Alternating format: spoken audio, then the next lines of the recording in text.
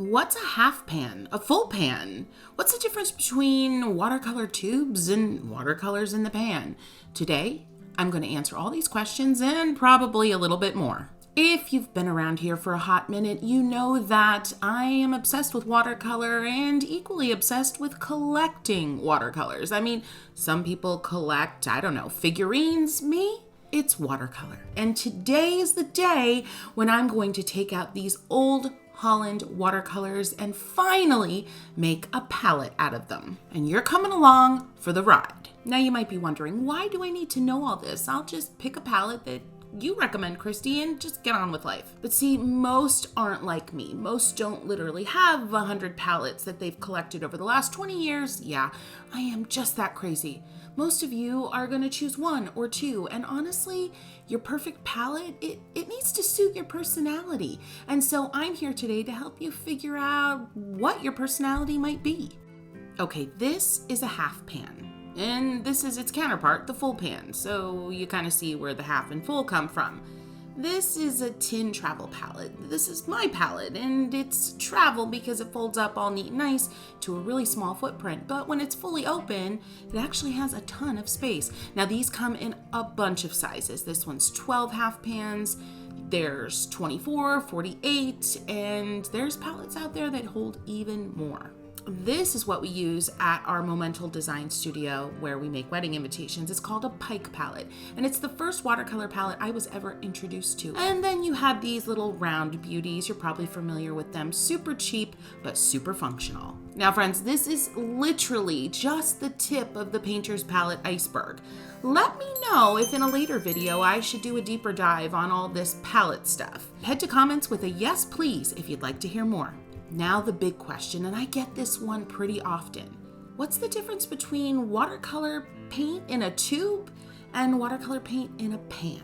And the answer is kind of tricky, and ultimately the answer depends on which brand you're talking about. Generally speaking, you can take any tube of watercolor and fill a half pan with that pigment. Then let the pigment in the half pan dry, cure, over a couple of days or sometimes a couple of weeks depending on the brand, and then you can re-wet it easily and travel with it easily as well. Now there's one brand that comes to mind that actually is an exception to that loosey-goosey rule I just mentioned. Winsor & Newton Professional Series, if you go to their website, they tell you that their tube watercolors are actually meant to be used from the tube and not cured and then re-wet. But I'll be honest, I've always been squeezing my Winsor & Newton Professional Series into some type of palette, letting it cure, and then re-wetting it. So, I don't know what that one means. You decide. Head to comments and let's get this going. Let's get the power of this community going.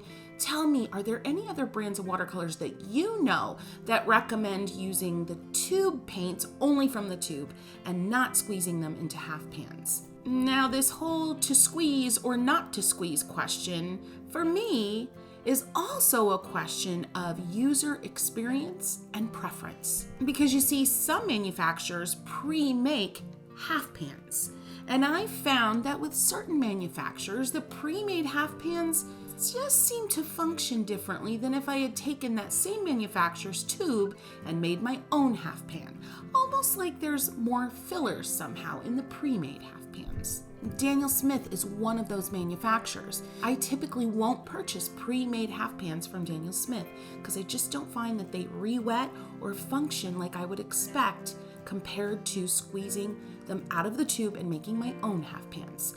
I'm so ready to create this Old Holland palette. Friends, come along with me. I'm so excited to get to use this tin. It was something that I pulled apart when I was rearranging an old set of watercolors and adding new colors, and I was sad to see it unused, but not anymore. Here are the colors that I chose. I think there's like 20, and these are like convenience colors all the way. Lots of pastels. I was super curious about those like taupey apricot colors and those shell pinks. So you're gonna see a lot of similar colors in this particular palette. And you're probably thinking, Christy, what are you doing? You could mix so many of these. But for me, it's an experiment. And remember, these are my figurines. These are my shoes. These are my handbags. This is what I collect. First things first, I always label the half pans. Now, these kind of like semi-transparent half pans are not my favorite. White is my favorite, but this is what I had, and so I need to use them up.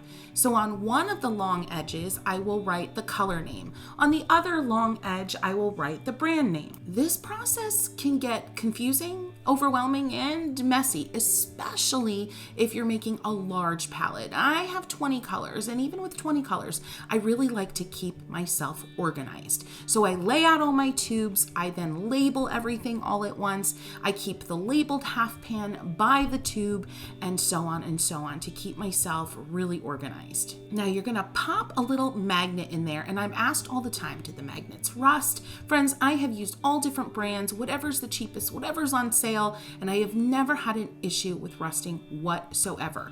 I do try to keep that magnet kind of in the center as I'm starting to fill. It can be tricky, as you can see there, as I'm filling.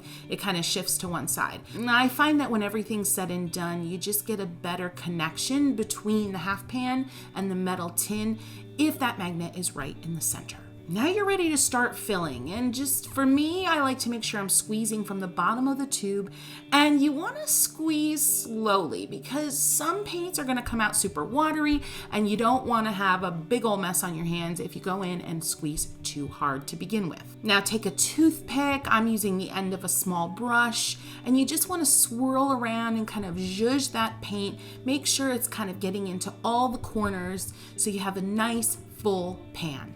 And as you can imagine, you're just going to do this process over and over and over again. Put some good music on, maybe a little Downton Abbey if you're like me, playing in the background. Gosh, it's so calming to listen to that show. Anywho, just do what you need to do to create a really relaxing environment and enjoy this process. Here are a few tips to keep yourself organized and to make sure that things don't get super messy along the way. Number 1, lay out all your tubes in a nice, neat row. And then number 2, you're gonna label all of your half pans all at the same time, one right after another. Number 3, on the other side of the half pan, you make sure to label the brand. Trust me on this one, you're gonna wanna know what brand that particular color name was, especially if you love it so much that it runs out. Number 4, when you start popping in those magnets and filling with paint, be careful how close you put together those half pans when they're full, because you know what really strong magnets can do. Yeah, just imagine the mess if you get 2 uncured half pans next to each other and the magnets start playing their games. So as those pans are curing, keep them apart from one another. Another question I get all the time is, okay, Christy, how long is it going to take for these little pans to thoroughly dry? Of course, it's a complicated answer. It really depends on the manufacturer. Let's take M. Graham, for example. A lot of honey in those watercolors, and they don't ever fully cure. So, yeah. These Old Hollands were curing within minutes. I noticed a film that was starting to develop over the top of each one really quickly. So just keep an eye on them. Pay attention. Do a little test with a damp brush and see how things are feeling before you dive right in. And speaking of diving right in, it's time to swatch. I'm working in an Etchr Sketchbook, and I'm using my new 3/4 inch dagger brush. And yeah, friends, this one is coming soon. Now you might be wondering, how do you load such a big brush in such a small pan? And honestly, that's like the one drawback of a half pan palette, and sometimes even a full pan palette. They're small little pans of color. But if you do 2 things, you'll never have a problem, no matter what size the brush. Well, you know, within reason. Make sure your palette is sprayed down and the colors are nice and juicy.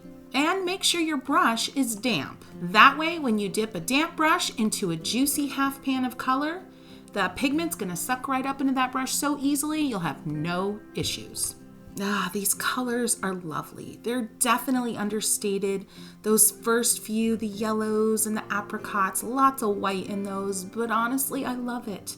I love the subtle differences. I'm not sure I would purchase all of these again, But I do love this subtle transition from color to color, from tint to tint, especially once we get into the oranges and those pinks, just lovely.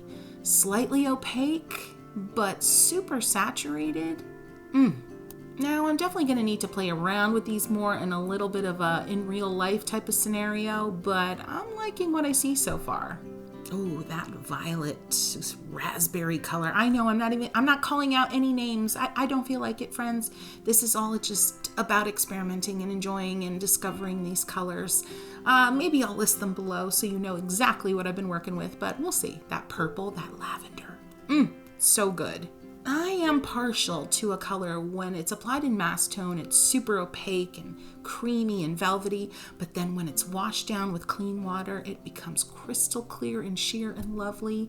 I'm a big fan. I also like to see more opaque colors that can really still move when they're put in water, where they don't just stay where they're put, where they move like you'd expect watercolor to move, and I'm seeing that with these pigments. Well, with these paints.